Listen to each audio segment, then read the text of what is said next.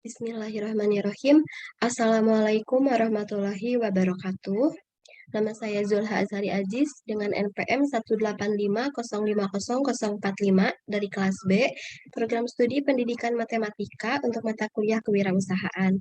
Yang pertama, di sini saya akan menjelaskan terlebih dahulu peran individu. Untuk peran individu, saya bagi ke dalam dua kategori. Yang pertama, peran individu dalam kelompok. Tidak jauh berbeda dengan teman-teman lainnya. Di sini saya ikut serta dalam pengerjaan tugas-tugas dilakukan secara berkelompok maupun individu, seperti mengikuti apabila diadakannya Zoom meeting, lalu memberi masukan ataupun saran yang berkaitan dengan tugas, dan menanggapi masukan-masukan dari teman-teman lainnya, sehingga tugas-tugas dapat terselesaikan dengan baik. Lalu yang kedua, dalam perencanaan bisnis. Yang pertama, di sini saya memberikan permasalahan, karena permasalahan di sini sebagai dasar dari penentuan untuk bisnis apa yang akan kita rencanakan. Permasalahan yang saya berikan adalah dalam bidang pendidikan. Poin yang saya ambil adalah rendahnya minat belajar siswa dan kurangnya pemahaman siswa dalam belajar. Jadi karena pada kondisi saat ini dengan keterbatasan waktu dalam belajar di sekolah, sehingga penjelasan-penjelasan yang disampaikan oleh guru terkait materi kurang maksimal, sehingga mengakibatkan karena karakteristik atau tingkat pemahaman siswa juga yang berbeda-beda, sehingga tidak sedikit siswa yang kurang paham mengenai materi-materi yang diberikan oleh guru, karena mungkin penjelasannya pun kurang maksimal, sehingga dengan adanya rasa kesulitan dalam memahami belajar, menimbulkanlah rasa kurangnya minat belajar terhadap diri peserta didik atau diri siswa tersebut. Nah, di sini solusi yang saya berikan adalah bagaimana jika kita membuat sebuah bisnis dalam bidang pendidikan, yaitu seperti bimbingan belajar yang dilakukan yang dibentuk dalam sebuah aplikasi. Karena dengan begini, mungkin di luar proses pembelajaran di sekolah, siswa juga dapat mendapatkan sebuah bimbingan belajar, sehingga penyampaian-penyampaian materi yang diberikan guru yang kurang pun dapat dilengkapi dalam bimbingan belajar ini. Nah, lalu setelah kami mendiskusikan dengan seluruh anggota dan juga merumuskan dari berbagai masukan, permasalahan dari anggota-anggota lainnya, sehingga kami memutuskan untuk membuat sebuah bisnis, yaitu bimbingan belajar dalam sebuah aplikasi. Nah, di sini peran saya adalah sebagai editor. Nah, editor di sini jika dalam definisinya secara umum yaitu orang atau program pada suatu naskah, audio, gambar, video, film, baik dalam media cetak maupun media kreator. Jadi maksudnya jika dalam kegiatannya, editor ini erat kaitannya dengan dua bidang lainnya, yaitu yang pertama ada konten kreator. Karena di sini biasanya konten kreator itu kan memberikan ide-ide dalam menyempurnakan sebuah bisnis ini gitu. Di dalamnya ada apa aja, yaitu yang pertama seperti membuat video pembelajaran. Nah, tentunya dalam pengeditan atau penyuntingan video yang seperti audionya, dalam mengedit audio, mengedit gambarnya, itu memerlukan peran editing atau editor. Lalu yang kedua, membuat buku berupa digital dalam penulisan. Mungkin jika ada yang kurang atau kurang sesuai dengan tata bahasa gitu ya, bisa diperbaiki oleh editor. Lalu yang kedua dengan tim IT, yaitu seperti tampilan fitur pada aplikasi. Nah, nanti akan dibuat seperti apa?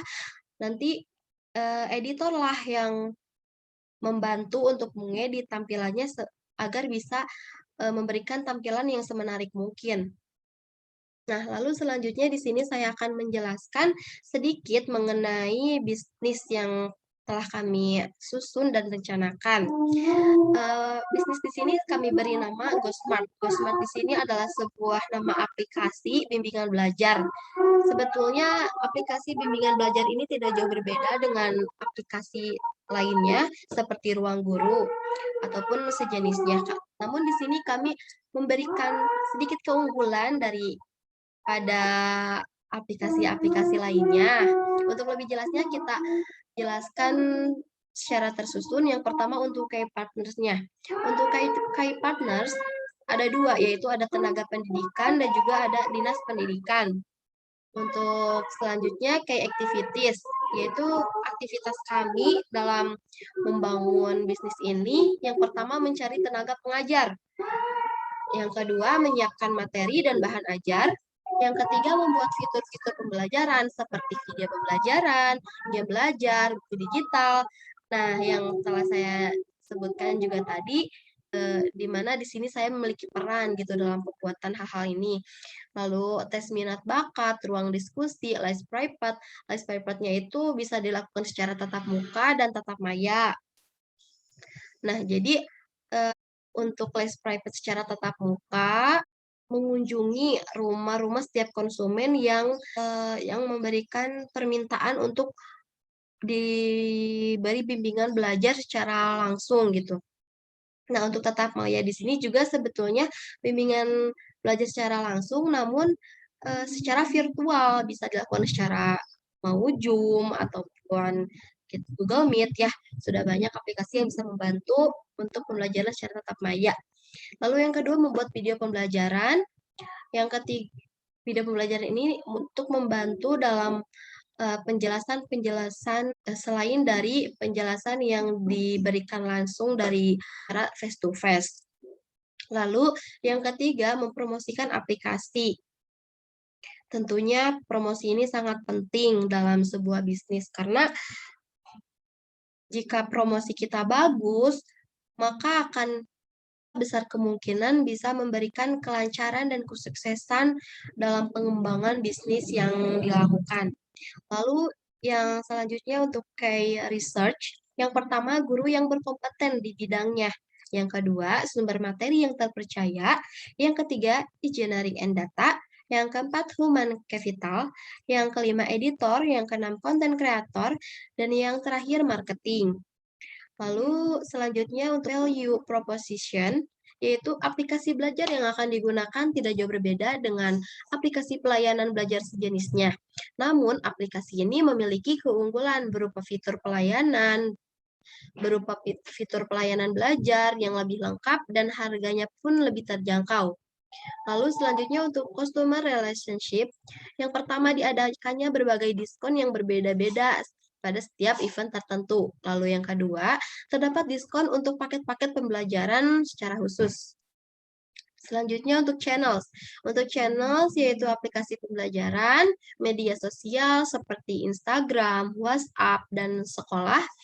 Lalu selanjutnya untuk customer segment, target pemasaran kami di sini adalah untuk siswa SD, SMP, SMA sederajat, orang tua, calon peserta UTBK, maupun ujian masuk perguruan tinggi lainnya.